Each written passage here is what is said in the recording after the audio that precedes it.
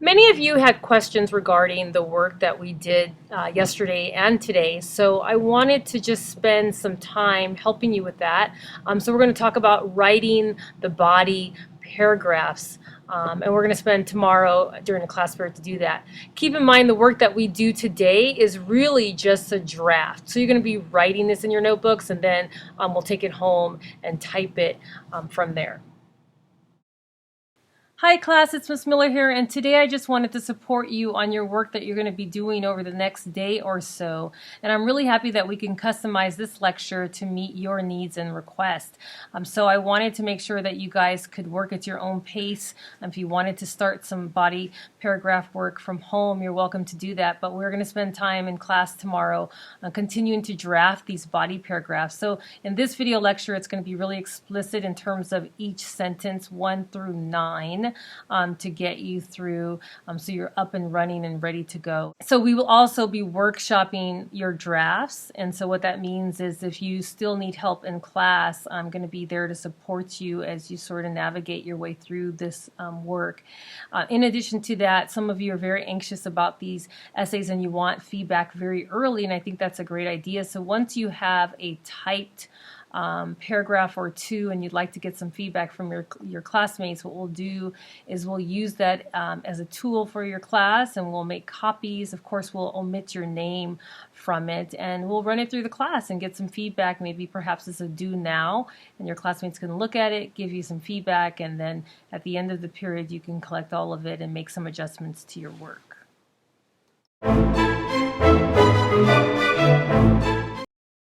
Let's take a look at sentence 1 of your body paragraph, and this is really your claim. It's your part of your position statement, and for some of you it is your position statement, and that's okay because we can go back and rework our position statement when we're finished with our 2 body paragraphs. But I'm going to provide you with the sample in class, the color-coded body paragraph, so you can look at it, and also on this video lecture to help you.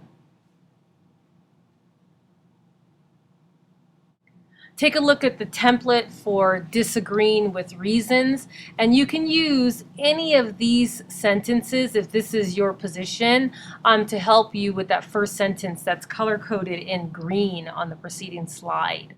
Some of you may agree with a difference, and that's okay, so you may begin your first sentence in this way using the template from here. Now feel free to press pause if you need more time to look at this.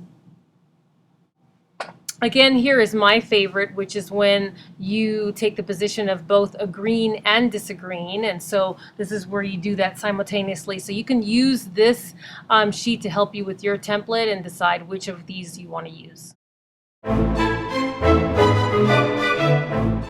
Now this I want you to look in red because we're going to begin the first part of sentence 2, which is your transition. So please take a look and decide what you want to use in the next slide. Now here is the template for introducing your quotations. You're going to be pulling some material from the text, but when it refers to X, remember it's the last name of the author of the article that you're referencing in this case.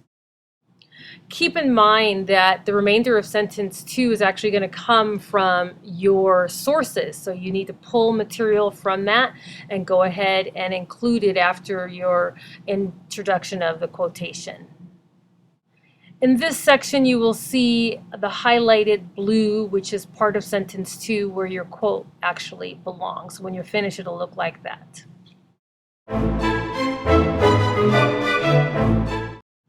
Now in sentence 3, this is where you take time to explain your quote. This is the highlighted portion in yellow. Note it's a little bit longer. The explanation is very detailed. Now keep in mind you do need to use the template to help you begin your explanation of the quote. So select any of these. Remember, X would refer to the author. So if you look in gray, we're going to begin the transition for your sentence number 4. And so depending on your position, that'll determine your transition. Here's a list of transitions. It's a concession list, or concede if you agree. So you have to determine which transition would best suit this sentence. Here are more transition words, and tomorrow you'll get the handout. So if you would prefer to select something else, you most certainly can do that. You've probably noticed by now each time I put an image of someone reading a source, that means it's time for you to pull from your sources. However, in this case, it's best that you put it in your own words as opposed to quoting specifically from the text. So you want to take a look at what's highlighted in blue so you can see exactly what this sentence should look like. Please feel free to press pause.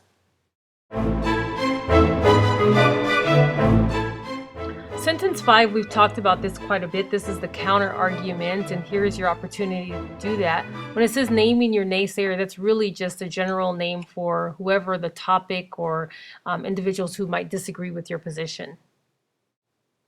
In green, you'll see towards the bottom right, this is the naysayer objective, so take time to look at what this sentence looks like.